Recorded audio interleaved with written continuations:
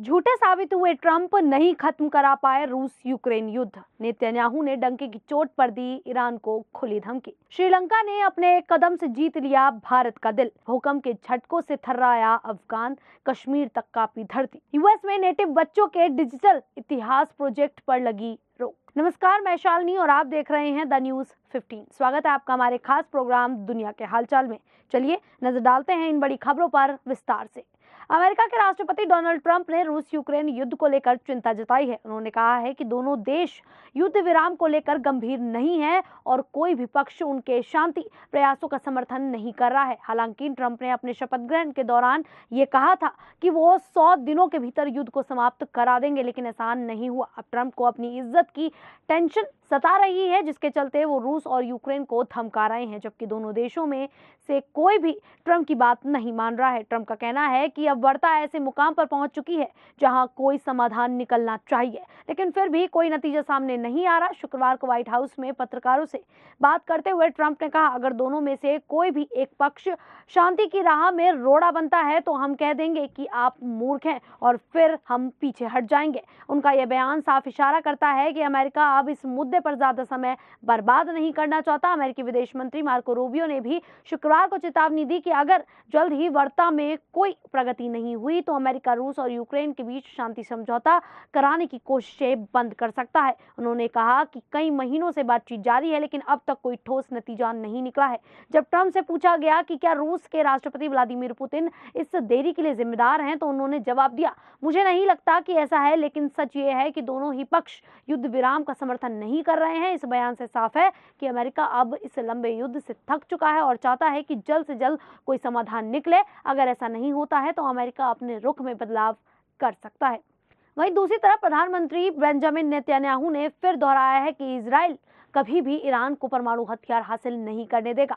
उनका यह बयान ऐसे समय में आया है जब ईरान और अमेरिका के बीच नए परमाणु समझौते को लेकर बातचीत चल रही है। नेतन्याहू के दफ्तर ने बताया कि उन्होंने ईरान के परमाणु कार्यक्रम को रोकने के लिए कई गुप्त और सीधे अभियान चलाए हैं और इस मुद्दे पर दुनिया भर में आवाज उठाई है। नेतन्याहू का यह बयान 12 अप्रैल को मस्कट में ईरान और अमेरिका के अधिकारियों की बैठक के बाद आया। इस बैठक में ईरान के विदेश मंत्री सईद अब्बास अराकची और अमेरिकी प्रतिनिधि स्टीव बिटकॉफ ने भाग लिया था। दोनों पक्षों ने बातचीत को रचनात्मक बताया और 2025 में अमेरिकी राष्ट्रपति डोनाल्ड ट्रंप ने बताया था कि ईरान ने संयुक्त अरब अमीरात के जरिए बातचीत की पेशकश की थी। अब 19 अप्रैल को रोम में अगली बैठक होने वाली है, यानी कि आज, जिसमें ओमान मध्यस्थ की भूमिका निभाई जाएगी।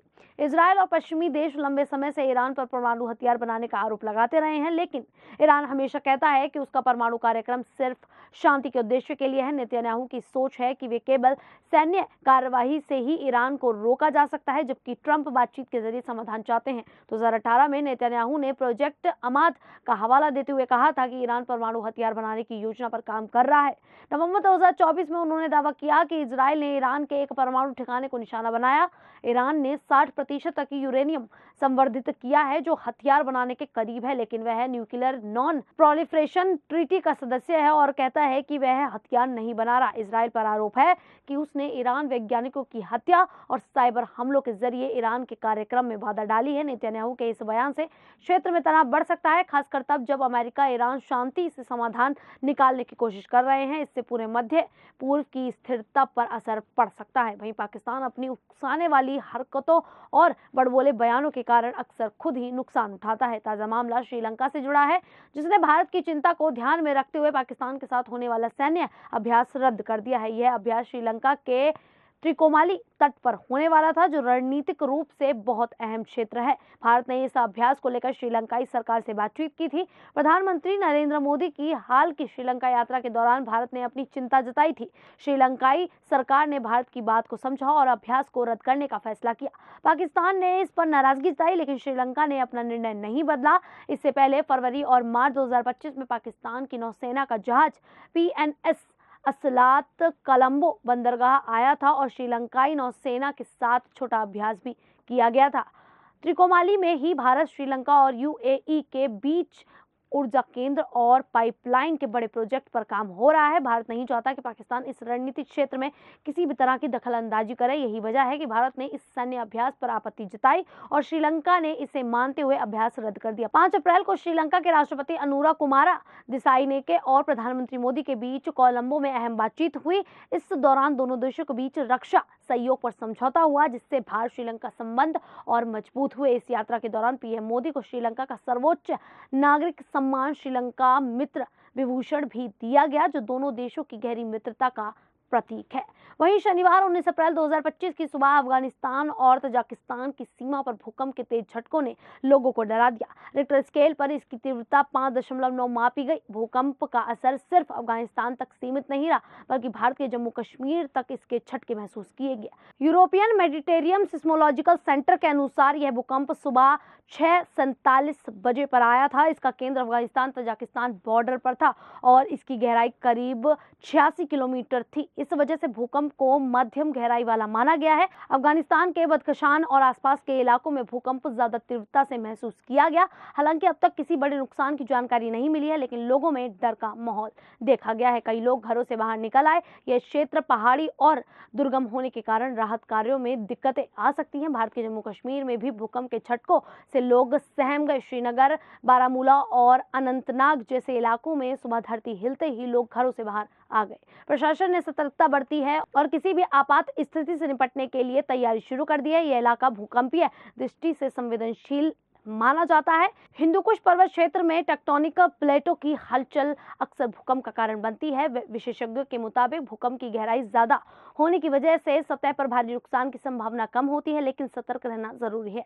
प्रशासन ने लोगों से अफवाहों से बचने और सुरक्षित रहने की अपील कर दी है। वहीं अमेरिका के ट्रंप प्रशासन ने एक अहम फैसले में नेटिव अमेरिकन बोर्डिंग स्कूलों के बच्चों के साथ हुए उत्पीड़न के रिकॉर्ड को डिजिटल करने की फंडिंग रोक दी है। सरकार ने इस काम के लिए पहले से तय $16 लाख की राशि में कटौती कर दी है, जिससे यह प्रोजेक्ट अब रुक गया है। इस प्रोजेक्ट का मकसद इन बोर्डिंग स्कूलों में बच्चों के साथ हुए अत्याचारों की जानकारी को इकट्ठा कर उसे डिजिटल रूप देना था। अब तक 1 लाख से ज्यादा पेजों को डिजिटल किया जा चुका है, लेकिन फंडिंग रुकने से यह काम बीच में ही अटक गया है। National native American boarding school healing coalition की सीईओ डेबोरा पार्कर ने इस फैसले की आलोचना की। उन्होंने कहा, अगर अमेरिका को फिर से महान बनना है तो इसके लिए हमें अपने इतिहास की सच्चाई बतानी होगी। नेटिव अमेरिकन बोर्डिंग स्कूल, जिन्हें अमेरिकन रेजिडेंशियल स्कूल भी कहा जाता है, 17वीं शताब्दी में बनाए गए थे। इन स्कूलों को ईसाई मिशनरियों ने शुरू किया था। उनका मकसद यह था कि मूल निवासियों के बच्चों को अंग्रेजी भाषा, संस्कृति और धर्म सिखाया जाए, लेकिन इन स्कूलों में बच्चों को उनके घरों से जबरदस्ती लाया जाता था और उनके साथ शारीरिक और मानसिक रूप से गलत व्यवहार किया जाता था। इन स्कूलों में अब तक 973 बच्चों की मौत की जानकारी सामने आ चुकी है। पूर्व राष्ट्रपति जो बाइडेन ने अपने कार्यकाल में इन जातियों के लिए माफी भी मांगी थी और इस प्रोजेक्ट को फंडिंग दी थी, लेकिन अब ट्रंप प्रशासन ने यह मदद रोक दी है, जिससे सच्चाई को सामने लाने की कोशिश को बड़ा झटका लगा है। खैर, ट्रंप के इस रवैये को लेकर आप लोगों की क्या राय है, आप हमें कमेंट करके जरूर बताइएगा। फिलहाल अभी के लिए इतना ही, फिर हाजिर होंगे ऐसे ही देश और दुनिया से जुड़ी बड़ी खबरों के साथ। तब तक के लिए देखते रहिए द न्यूज़ 50।